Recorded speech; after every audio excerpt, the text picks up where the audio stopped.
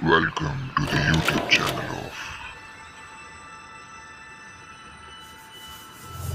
of Accounts का Guys, welcome back to the YouTube channel of Accounts का बाप, your one stop channel for all your accounting needs. आज हम करने वाले question number 13 page number 307 of your Maharashtra text book commerce का SYJC का bill of exchange series के अंदर जो 13th वाला सम है, इसके अंदर हम क्या करने वाले हैं सर? इसके अंदर हम करने वाले हैं विभिन्न ड्रॉवर्स वाला सम। तो केस ए क्या बोल रहे हैं? Bank inform that Amit acceptance for 15,750। But सबसे पहले हम कौन है? Journalise the following transaction in the books of Bharti, that means हम है भारती। देखो इतनी पतली सुखड़ी भारती देखी होगी आपने कभी? तो मैं भारती हूं, अपन सब भारतीय। अब बोल रहा है बैंक ने इन्फॉर्म किया दैट अमित एक्सेप्टेंस, अमित का एक्सेप्टेंस, जिसका एक्सेप्टेंस वो हो गया हमारा ड्रॉवी। तो अमित हमारा ड्रॉवी है, हम इस केस में ड्रॉवर है। हमने इसका जो अमित का बिल था वो शायद हमने बैंक के पास डिस्काउंट कराया था। बैंक के पास भी नहीं, आपको बैंक फॉर कलेक्शन बोला है। अब हाँ, बैंक और बैंक फॉर कलेक्शन दोनों अलग माने जाते हैं, ये याद रखना। सो हमने बैंक फॉर कलेक्शन के पास भेजा था, वो ऑनर हो गया। वो क्या हो गया? ऑनर। तो बताओ bill with whom? Bill with bank for collection and honour. तो केस ए की पहली एंट्री क्या बनेगी सर? मैं इधर लिखूंगा केस ए पहली entry, bill bank for collection के पास ऑनर ऑनर हो गया, तो एंट्री बनती है bank account debit, bank account debit to bank for collection account. Okay, so एक बात बताओ, बिल कितने का था? बिल कितने का था? 15,750 का।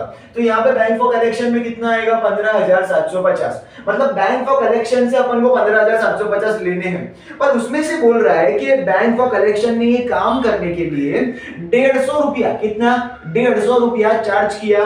तो 150 रुपया अपने लिए क्या होगा? एक्सपेंस, और डेबिट और एक्सपेंसेस एंड लॉसेस होता है, तो मैं बैंक चार्जेस को क्या कर दूंगा? डेबिट कर दूंगा। तो बैंक चार्जेस अकाउंट डेबिट। अब एक बात बताओ, 15,750 मिलने चाहिए थे मुझे, उसमें से 150 रुपीज मुझे नहीं मिलेंगे, तो मिलेगा कितना? 15,500 रुपए। So being bill honoured and bank charges debited. Bank charges क्या हुआ? डेबिट हो गया। क्या बात है? इधर मैंने एक लाइन बनाई, मतलब आपको एक लाइन लीव करनी होगी दोस्त। आगे, Nitin renewed his acceptance for 22,200। Sir Nitin renewed his acceptance मतलब नितिन हमारा ड्रॉवी, हम भारती है, भारती क्या बनेगी? ड्रॉवर। ओके, अब एक वर्ड दिखा तुमको, कीवर्ड रिन्यू। रिन्यू आया मतलब 4 step compulsory, dishonour, part payment, interest charge और न्यू बिल। ओके, तो क्या हो रहा है कि Nitin renewed his acceptance for 22,200। अब मेरा ओल्ड बिल कितने का है सर? मेरा ओल्ड बिल है 22,200 का। अब उसमें से वो पार्ट पेमेंट कितना कर रहा है? तो देखो, बाय पेइंग 2,200 इन कैश, तो इसमें से 2,200 वो पे कर दिया, नितिन ने पे कर दिया, तो रिमेनिंग कितना बचा? 20,000 बचा। इसका क्या बनेगा? न्यू बिल बनेगा। Very good. अब आगे क्या बोल रहे हैं? In cash along with interest on balance amount at 10%। अब देखो, नितिन 2,200 के साथ इंटरेस्ट भी पे कर रहा है। क्या दे रहा है? इंटरेस्ट। तो इंटरेस्ट किस पे निकालते? Interest is equal to remaining amount. तो रिमेनिंग अमाउंट कितना है? 20,000। तो मैं 20,000 पे इंटरेस्ट कितना लगाने का है? 10%। सर इंटरेस्ट है 10%, कितने महीनों के लिए? 3 मंथ्स के लिए। सो 3/10, 2 से 2 जीरो जाएंगे, 3 1 जा 3, 4 जा 12, 4 1 जा 4, 5 जा 20 और ये जीरो लगेगा। 50 इंटू 10 कितना होगा? 500 रुपया। तो 500 रुपए का इंटरेस्ट। अब पार्ट पेमेंट में क्या हो रहा है ना, वो 2,200 तो दे रहा है, उसके साथ में वो मुझे 500 रुपया इंटरेस्ट का भी दे रहा है, तो टोटल कितना दे रहा है? 2,700 दे रहा है मेरे को। Very good. और रिमेनिंग न्यू बिल कितने का बनेगा मेरा? 20,000 का बन जाएगा। ओके, सो अब 4 एंट्रीज होगी। 4 एंट्री के अंदर मैं केस बी लिखूंगा यहाँ पे। तो केस बी का पहला एंट्री क्या बनेगा? डिसऑनर। तो डिसऑनर की एंट्री क्या होती है सर? डिसऑनर की एंट्री होती है ड्रॉवी अकाउंट डेबिट, मतलब Nitin account debit to bill है जिसके पास, नाम है उसका खास, बिल नहीं है किसी का, बीआर सहारा है उसी का। तो बीआर मतलब यहाँ पे कौन होगा? बिल रिसीवेबल आएगा। सो टू बिल रिसीवेबल अकाउंट। कितने का बिल था? 22,200 का। तो 22,200 में यहाँ पे लिख दूंगा 22,200। Being being bill dishonoured. Simple इतना लिख के हमको छोड़ देना है। Very good. अब इसी की सेकंड एंट्री क्या होगी, पार्ट पेमेंट की। तो पार्ट पेमेंट कितना हो रहा है, 2700 हो रहा है, वो भी आपको कैश बोला है पर्टिकुलरली। तो मेरे पास पैसा आया तो कैश अकाउंट डेबिट टू किसके पास से आया, नितिन के पास से। सो टू नितिन अकाउंट कितना 2700 2700 बीइंग पार्ट पेमेंट रिसीव्ड। अच्छा पार्ट पेमेंट तो मिला, पार्ट पेमेंट रिसीव्ड। अच्छा पर साथ में इंटरेस्ट भी तो मिला ना, तो part payment received along with interest, along with interest. Very good. अब इसी की तीसरी एंट्री क्या होगी सर, इसी की तीसरी एंट्री होगी इंटरेस्ट की। इंटरेस्ट की एंट्री ड्रॉवर के बुक में क्या होती है, so Nitin drawee account debit, drawee account debit to interest account. और इंटरेस्ट कितना था 500 रुपया। सो यहाँ पे हम 500 लिख देंगे। बीइंग इंटरेस्ट, अच्छा यहाँ पे पूरा लिखना पड़ेगा, being interest charged at the rate, कितना परसेंट लगाया था 10% फॉर कितने महीनों के लिए, पर एनम मत लिखना, हमने सिर्फ 3 मंथ्स के लिए लगाया था, तो for 3 months. Okay upon fourth entry, अब लास्ट एंट्री क्या करेंगे, लास्ट एंट्री बनेगी हमारी न्यू बिल की। तो नया बिल कितने का बनेगा सर, नया बिल अब बन रहा है हमारा 20,000 रुपीस का। सो नए बिल का कितना एंट्री क्या होगा, bill receivable account debit, bill receivable account debit to क्या करेंगे sir, bill receivable account debit to सामने वाले का नाम that is Nitin account, so to Nitin account और बनेगा 20,000। तो 20,000 बीइंग न्यू बिल। अच्छा यहाँ पे ऑलरेडी एक बिल बन चुका था, तो अब जो बिल बनेगा हम उसके अंदर ये न्यू वर्ड जरूर डालेंगे। So being new bill drawn and accepted, drawn and accepted for how many months, for 3 months, क्योंकि 3 महीने के लिए नया बिल बनाया था। तो इसी के साथ हमारा ये केस भी हो गया समाप्त। इसका स्क्रीनशॉट लेना है तो वर्किंग नोट का प्लीज ले लीजिए।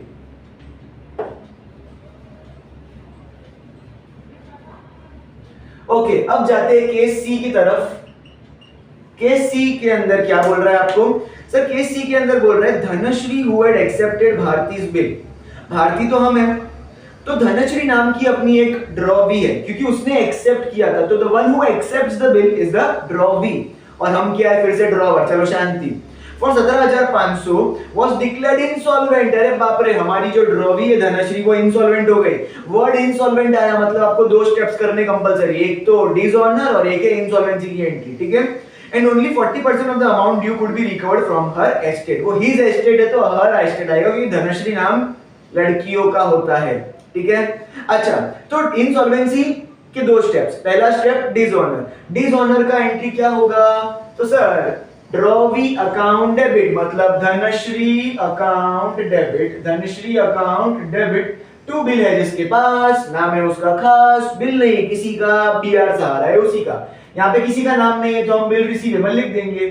सो to bill receivable account. Bill कितने का है 17,500 का, 17,500 का है bill. Being bill dishonoured, being bill dishonoured. Okay अब इसी की सेकेंड एंट्री क्या होगी सर, इसी की सेकेंड एंट्री होगी अब इंसॉल्वेंसी की एंट्री। तो इंसॉल्वेंसी की एंट्री में कैश या बैंक कुछ बोला नहीं है तो हम दोनों लेंगे।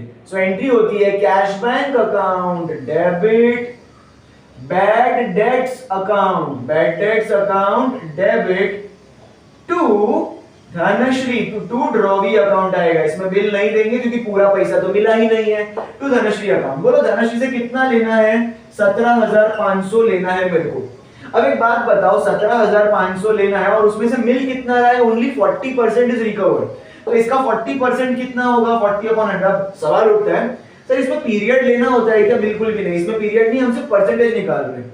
तो ये 2 से ये 2 0 तो गए, तो 175 into 4, 4 5 20, 4 7 7 4 कितना होता है 28 होता है, 29 30, 4 1 4 5 6 7 और ये एक और 0 आ जाएगा, मतलब 7,000 रुपए हमको मिले। 17,500 लेने हैं, उसमें से 7,000 मिले, तो ऑफ कोर्स ऊपर का जो 10,500 है वो क्या हो जाएगा मेरा बैड डेट्स। तो यहाँ पे क्या लिखेंगे narration, being Dhanashree became insolvent, being Dhanashri became insolvent and only 40% could be recovered. Okay, चलो लास्ट केस फटाफट ये सब खत्म हो जाएगा। तो लास्ट केस क्या बोल रहा है, ध्यान से समझना इसको। Discharge our acceptance. सर हमारा एक्सेप्टेंस मतलब हम होगा ड्रॉवी। तो ये लास्ट वाले केस में सैड न्यूज, हम ड्रॉवी बन गए।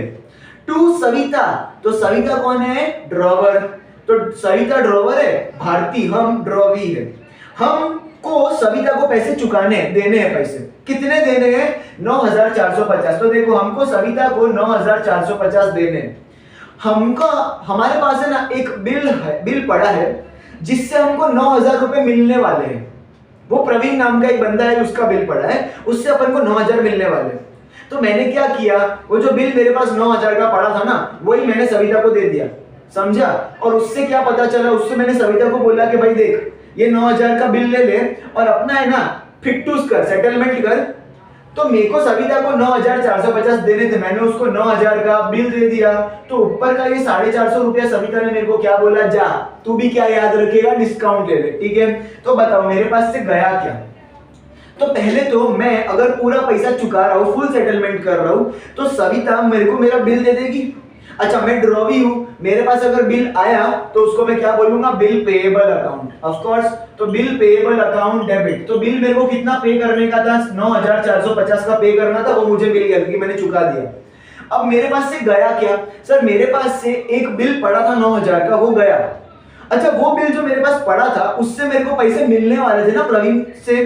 तो वो बिल मेरे से क्या था, वो बिल था मेरे लिए रिसीवेबल। तो टू बिल रिसीवेबल अकाउंट। तो बिल रिसीवेबल कितने का था, 9000 का। पर क्या ये बैलेंस हो रहा है, नहीं हो रहा। अच्छा एक बात बताओ, मेरे को 450 रुपए का डिस्काउंट मिला या मैंने दिया, मेरे को मिला ना, और मेरे लिए प्रॉफिट हुआ।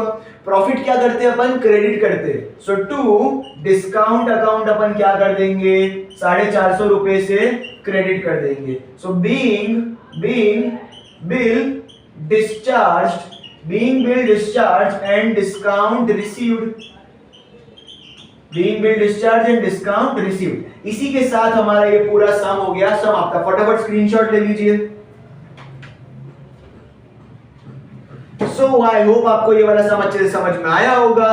अगर समझ में आया तो यार लाइक शेयर और सब्सक्राइब का बटन ठोक के मारो, और अगले वीडियो तक के लिए गुड बाय।